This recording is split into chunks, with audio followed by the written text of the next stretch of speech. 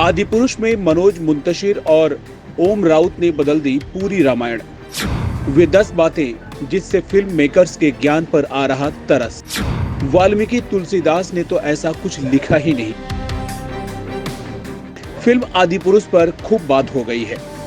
उसके डायलॉग से लेकर गेटअप तक की खूब आलोचना हुई है। मनोज मुंतशिर शुक्ला उस पर सफाई भी दे चुके हैं और डायलॉग बदलने का भी वादा कर चुके हैं।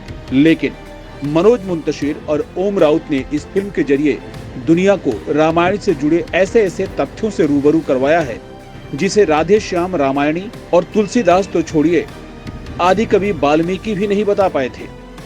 फिल्म मेकर्स ने तो पूरी वाल्मीकि रामायण और तुलसीदास की रामचरितमानस को ही बदल कर रख दिया है।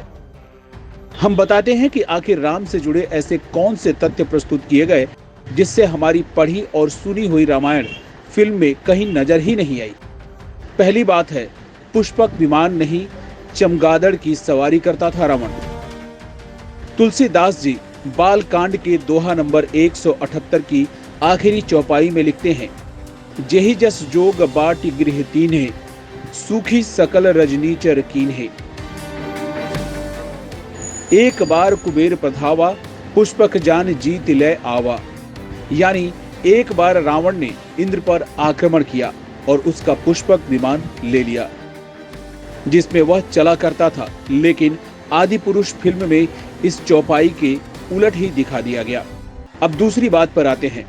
आदिपुरुष में बताया गया है कि सीता हरण के बाद चमगादड़ का पीछा कर रहे थे राम, जबकि अरण्य कांड के दोहा नंबर 29 की चौपाई है, अनुज समेत गए प्रभु तेहवा, गोदावरी तट आश्रम जेहवा। आश्रम देख जान की हिना भय, विकल जस प्राकृति दिना। यानी सीताहरण के बाद राम और लक्ष्मण वापस आश्रम आ गए, जहां सीता को ना पाकर वे अधीर हो गए। लेकिन फिल्म मेकर्स ने राम और लक्ष्मण को सीधे चमगादड़ का पीछा करते हुए बता दिया। और अब तीसरी बात, फिल्म में दिखाया गया है कि एक ही छलांग में समुद्र को लांघ गए थे हनुमान, जबकि सुंदरकांड की दोहा नंबर 1 की चौपाई में तुलसीदास लिखते हैं, जात पवन सुत देवह देखा, जाने कहूँ बल बुद्धि विशेषा, सुरसा नाम अहिन्य के माथा, पठी नहीं आई कही तेहि बाता। यानी न तो जामवंत ने हनुमान को उनकी शक्ति याद दिलाई और न ही हनुमान को रास्ते में सुरसा मिली। फिल्म में हनुमान की मुलाकात सीधे सीता जी से अशोक वाटिका में करा दी। इतना ही नहीं बल्कि लंकिनी से भेंट की बात को भी सिरे से नकार दिया गया।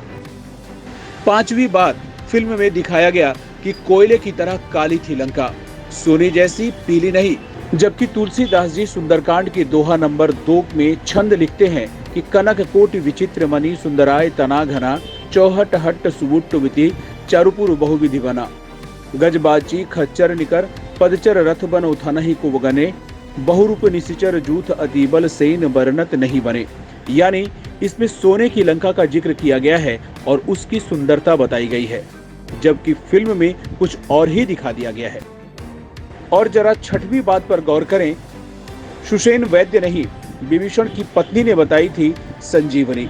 तुलसीदास जी लंका कांड के दोहा नंबर 54 में लिखते हैं कि जामवंत कह वेद सुषेना, लंका रिहै को पठै लेना, धरि लघु रूप गयो हनुमंता, आनव भवन समेत तुरंता। यानी जामवंत ने हनुमान को सुषेण वैद्य के बारे में बताया। उसके बाद हनुमान जी सुषेण वैद्य को घर समेत उठा लाए और फिर उन्होंने संजीवनी के बारे में बताया।